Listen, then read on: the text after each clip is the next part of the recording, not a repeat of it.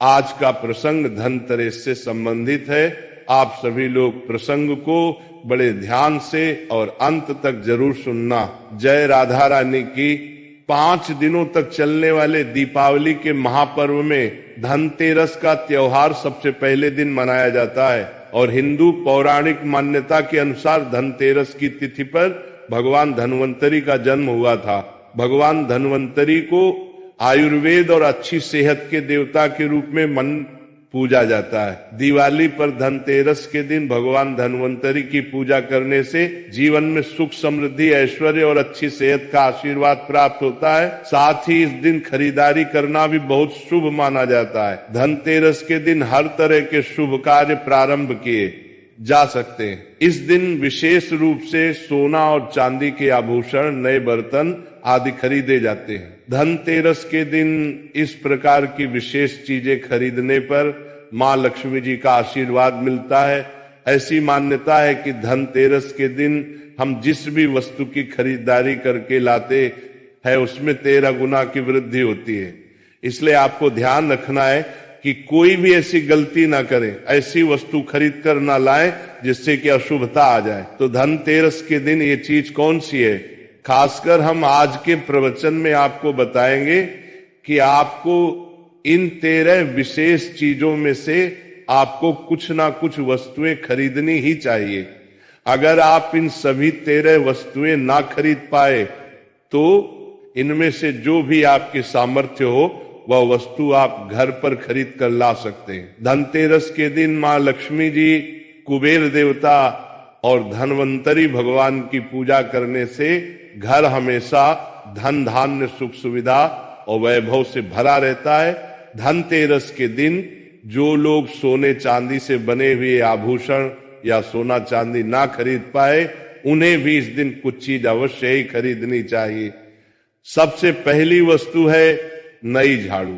धनतेरस के दिन नई झाड़ू खरीदना बहुत शुभ माना जाता है। झाड़ू को माँ लक्ष्मी जी का प्रतीक माना जाता है और ऐसा माना जाता है कि नई झाड़ू से धनतेरस के दिन पहले पूजा करके फिर उसका प्रयोग करने से घर की सारी नकारात्मक ऊर्जा दूर हो जाती है और घर में सुख समृद्धि का वास हो जाता है। अगर हो सके, सामर्थ्य हो तो धनतेरस के दिन एक झाड़ू का गुप्त दान करना चाहिए। इससे आप मंदिर में किसी चौराहे पर या ऐसी जगह पर जहां से कोई भी जरूरतमंद व्यक्ति इस झाड़ू को उठाकर ले जाए वहां पर आपको रख देना चाहिए। दूसरी वस्तु है साबुत धनिया। धनतेरस के दिन आप कुछ लेकर आए या ना आए, साबुत धनिया तो हर कोई ला सकता है। साबुत धनिया लाकर दिवाली के दिन उसे पूजा करने के बाद अपने ही घर में क्यारी में या गमले में डालना चाहिए और ऐसा करने घर में आपके जो भी धन है, जो भी आय है, उसमें बरकत होने लगती है। अगर आए दिन अनावश्यक रूप से खर्चे होते हो तो उसमें भी रोक लग जाती है। इस दिन नमक भी खरीद कर लानी चाहिए। नमक अगर आप डली वाला लाते हैं तो और भी शुभ बरकत होने लगते हैं। लेकिन आजकल डली वाला नमक मिलना हर जगह मुमकिन नहीं होता है, तो आप जो भी नमक आपको मिल पाता हो वह नमक आप इस दिन घर पर लेकर आए। धनतेरस से लेकर दीपावली के अगले दिन गोवर्धन और भाई दूज तक आप इसी नमक का प्रयोग करें और इन 5 दिनों तक लगातार आपको नमक का पोछा भी घर में लगाना चाहिए।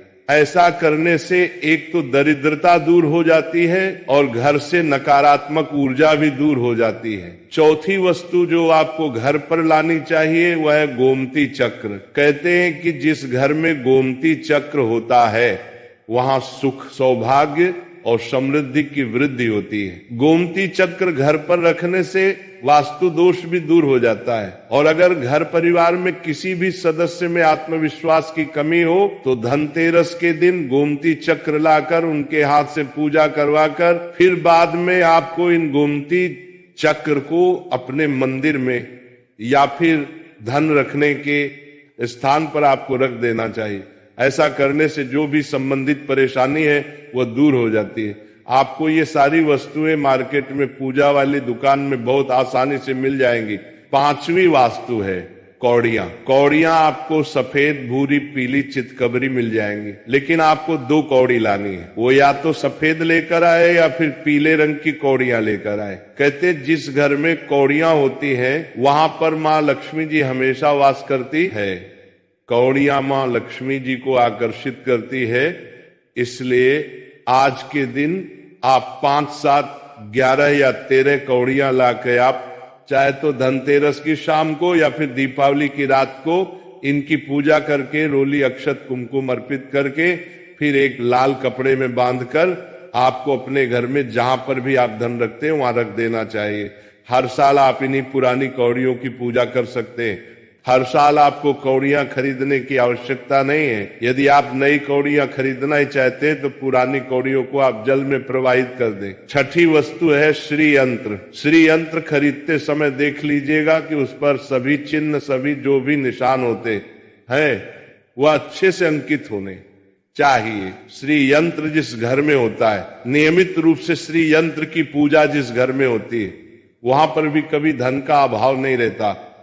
श्री यंत्र की उत्पत्ति को लेकर धार्मिक पुराणों में उल्लेख मिलता है कि एक बार महालक्ष्मी जी अप्रसन्न होकर पृथ्वी से बैकुंठ लोक चली गई। माता के रुष्ट हो जाने से धरती पर बहुत सारी समस्याएं प्रकट हो गई। ब्राह्मण और महाजन बिना लक्ष्मी जी के निधन हो गए। तब ब्राह्मणों में श्रेष्ठ वशिष्ठ मुनि ने निश्चय किया कि मैं लक्ष्मी जी को प्रसन्न कर पृथ्वी पर वापस ले आऊंगा। जब मुनि वशिष्ठ बैकुंठ में जाकर महालक्ष्मी जी से मिले तो उन्हें पता चला कि महालक्ष्मी जी तो अप्रसन्न है और वह किसी भी स्थिति में पृथ्वी पर आने को तैयार नहीं है। तब वशिष्ठ जी ने वहीं पर बैठकर भगवान विष्णु की आराधना शुरू कर दी। नारायण ने प्रसन्न होकर मुनि वशिष्ठ को अपने दर्शन दिए। वशिष्ठ जी ने श्री हरि विष्णु से कहा कि हम पृथ्वी पर बिना लक्ष्मी जी के बहुत दुखी हैं। हमारे सारे आश्रम उजड़ गए, धरती पर वैभव खत्म होने वाला है। ये सुनकर भगवान विष्णु वशिष्ठ मुनि को साथ लेकर महालक्ष्मी जी के पास गए और उन्हें मनाने की कोशिश की, लेकिन फिर भी महालक्ष्मी जी नहीं मानी। तब उन्होंने कहा कि मैं किसी भी स्थिति में पृथ्वी पर वापस जाने को तैयार ही नहीं हूं। जब चारों दिशाओं में महालक्ष्मी जी के पृथ्वी पर वापस न आने की बात फैल गई, तब देवताओं के गुरु बृहस्पति जी ने एक युक्ति सुझाई। उन्होंने कहा कि अब श्री यंत्र साधना ही एकमात्र उपाय बचा है जिससे महालक्ष्मी जी को धरती पर आना ही पड़ेगा।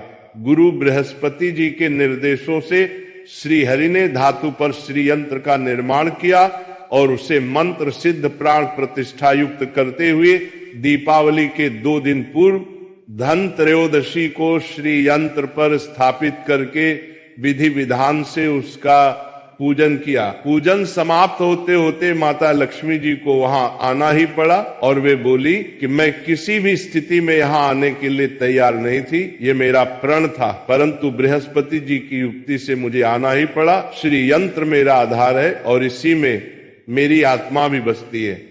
यही कारण है कि धनतेरस के दिन श्री यंत्र खरीदना चाहिए और अपने घर में स्थापित करना चाहिए। 7वीं वस्तु है सातमुखी रुद्राक्ष की माला या फिर सातमुखी रुद्राक्ष। अगर आप धनतेरस के दिन सातमुखी रुद्रा घर पर लाते हैं और फिर उसकी विधि विधान से पूजा करते हैं या भगवान शिव की पूजा में आप इस रुद्राक्ष को प्रयोग करते हैं, किसी भी मंत्र का जाप करते हैं तो उससे भी आपके घर में कभी परेशानी नहीं आती।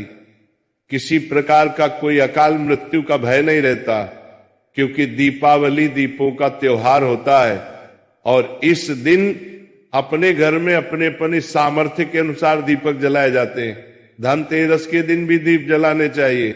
अगर आप चाहते हैं आपके घर में साक्षात महालक्ष्मी जी का वास सदा बना रहे, पूरे वर्ष भर आपके घर में धन की कोई कमी ना रहे, आपको कभी कर्ज लेने की नौबत ना आए, तो ऐसे में धनतेरस की शाम को आप 13 दीपक घर के अंदर और 13 दीपक घर के बाहर जलाएं। ऐसा करने से भी महालक्ष्मी जी का आशीर्वाद प्राप्त होता है। और धनतेरस के दिन 8वीं जो वस्तु है वह आपको मिट्टी के दीपक जरूर खरीद कर लाने चाहिए। मिट्टी के दीपक आप अपनी सामर्थ्य के दिन आपको जलाने चाहिए अनुसार खरीद कर ला सकते। अगर हो सके तो किसी जरूरतमंद को जहां पर धन का भाव हो ऐसे घर में आप मिट्टी के दीपक का तेल सहित और बाती सहित रुई सहित दान भी कर सकते हैं। 9वीं वस्तु जो आपको खरीद कर लानी चाहिए वह है लक्ष्मी जी और गणेश जी की मूर्ति। वैसे तो मिट्टी की मूर्ति ही घर पर लाना शुभ होता है,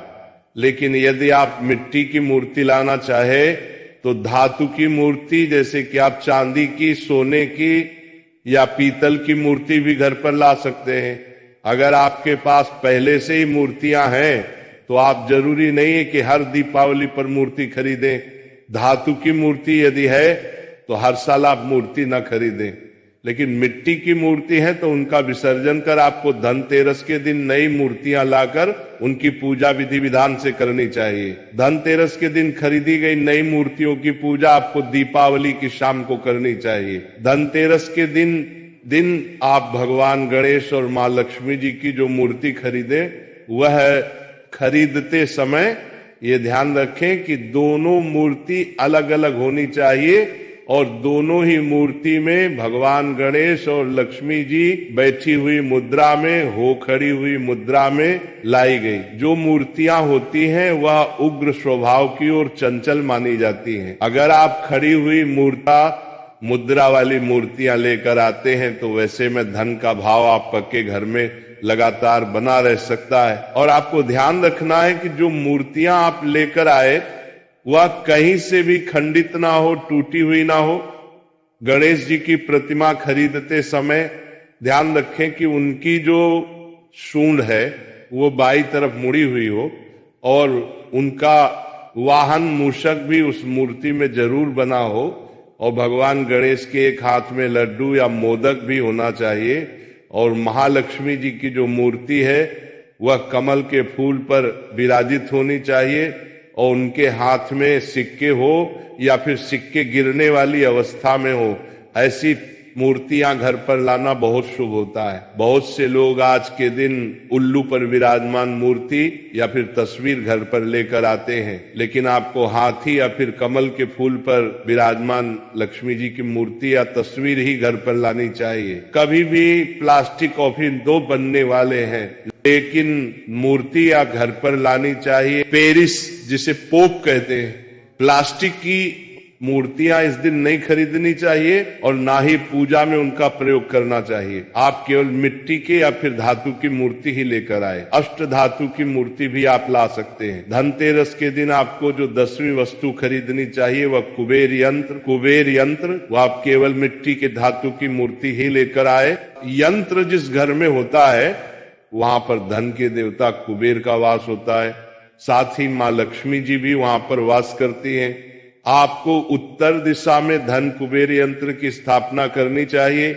इस दिशा का सही निर्माण परिवार में समृद्धि और खुशियों को लेकर आता है। साथ ही अगर आपके घर में किसी तरह का कोई वास्तु दोष है तो वह दोष भी दूर हो जाएगा और व्यापार में, आपके कारोबार में खूब बरकत भी होगी। कई बार लोग खूब मेहनत करने के बाद भी इतना धन नहीं कमा पाते जितनी आप मेहनत करते हैं, और मेहनत करने के बाद भी आपके धन की तिजोरी खाली ही रहती है।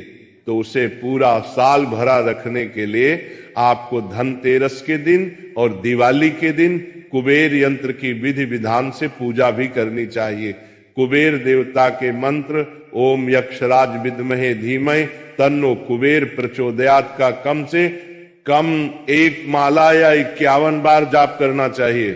भक्तों, अब हम राधा रानी का जाप करेंगे तो मेरे साथ बोलो जय राधा रानी, जय राधा रानी, जय